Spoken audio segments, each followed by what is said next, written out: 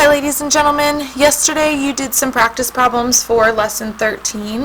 Today I wanted to make a video to go over those with you to make sure that you knew and understand how to do them, and if you made any errors you can look over those and make sure that you understand them, because next thing we're going to do is begin studying and reviewing for a quiz over both lesson 12 and lesson 13. Problem number 1 said Irene thinks she has space for a 45-inch wide bookcase. I'm going to make sure that I underline this word thinks, because it's important to recognize that it is not a fact that she has that space. It turns out that she only has space for a 40-inch wide bookcase. So this is important. This is the factual information. We know that 40 inches can fit there. And then they're asking us for the percent error in Irene's measurement. So how much was she off by when we find that error? So remember, for percent error we need to find the error amount and the actual amount, and that will give us the percentage. So the error amount comes from this 45 and this 40. And when we do that, we subtract, because we want to know how much was she off by. So I'm going to take 45 and I'm going to subtract 40 from it, and I get 5. And then the actual amount is that fact. How much space did she actually have? She actually had 40 inches. So my ratio here is going to be 5 over 40. And I'm going to plug that on into my calculator as a division problem, 5 divided by 40, and I get 0.125. Then to change that to a percentage, I can multiply it by 100, or I can choose to just move the decimal point over twice, and the answer is 12.5%. Problem number 2 says on Thursday, 30 students went to the after-school tutoring. On Friday, so the very next day, 6 students went. What is the percent decrease in the number of students who went to tutoring? Now remember, percent increase and percent decrease are the same as percent change problems. So we're looking at what is the change in the original amount to the next amount. So 30 here is the original amount, because that's the starting point. They started figuring out how many people were going on Thursday, and then it changed on Friday to only 6. So we want to find how much did it actually change by. Well, we want to subtract 30 minus 6 to get 24. Okay, so we have all the information we need. We need the amount that it changed over the original amount, and that'll give us our percentage. So our change was 24, and our original amount was 30. I'm going to divide that in my calculator. 24 divided by 30, and when I do that I get 0.8.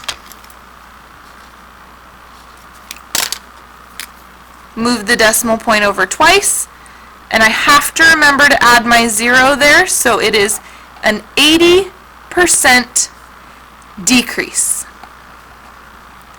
because it went down by 80%.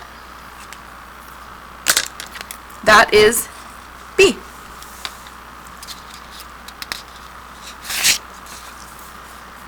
Problem number 3 says a student conducted an experiment on plant growth.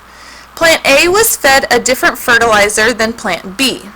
Before the experiment began, plant A measured 14 centimeters tall and plant B measured 16 centimeters tall.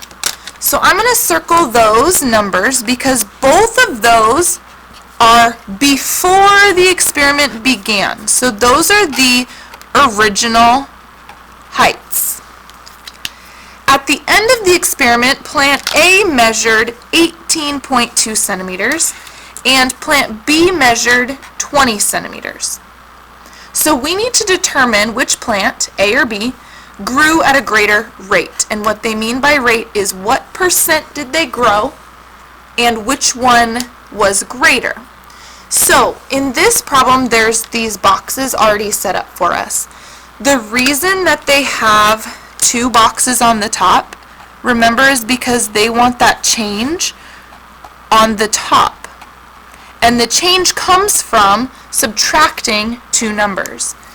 So what was the change from plant A? Plant A went from 18.2 meters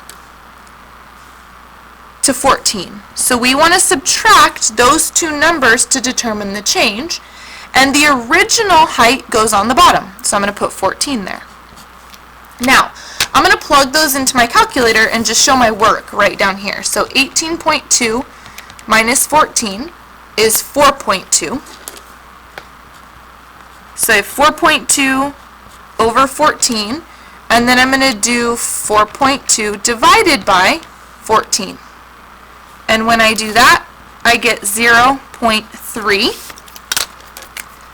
And change it to a percent, I get 30% increase. So plant A increased by 30%. Plant B measured 20 centimeters tall at the end and 16 at the beginning. So I'm going to say 20 minus 16 in the numerator. And the original height was 16, so I'm going to put that on the denominator.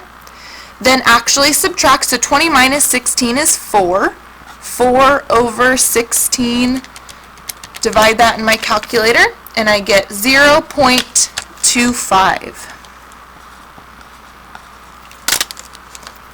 Move my decimal point over twice, and I get a 25% increase.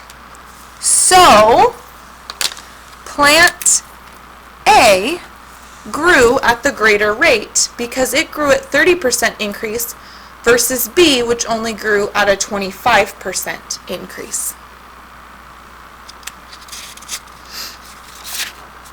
All right, and the last one, problem number 4. Diana is guessing that there are 120 gumballs in a jar. Now, again, I'm going to make sure that I underline that this point right here is her guess. Okay? There are actually 96 gumballs in the jar. So let's maybe stop there for a second and solve that problem first, because then we're going to move into another game. So when we try and find the error, we're going to subtract her guess minus the 96. So when I do that in my calculator, I get 24. So she was off by 24 gumballs. I'm going to do the error over the actual. So 24 over, remember the actual amount was 96. So I'm going to divide that in my calculator. And I get 0.25.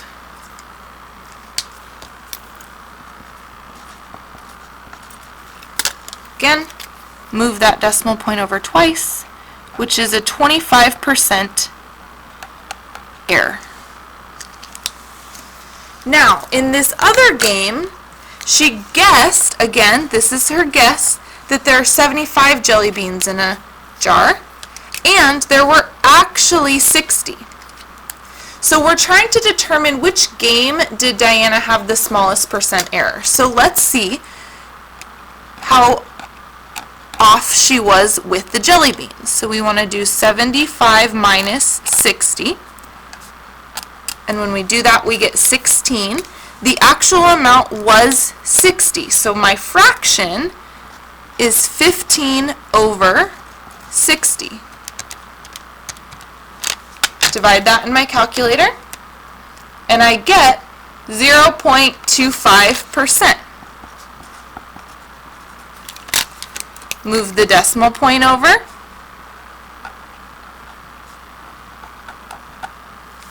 And we can say that our answer is her percent error was the same for both games.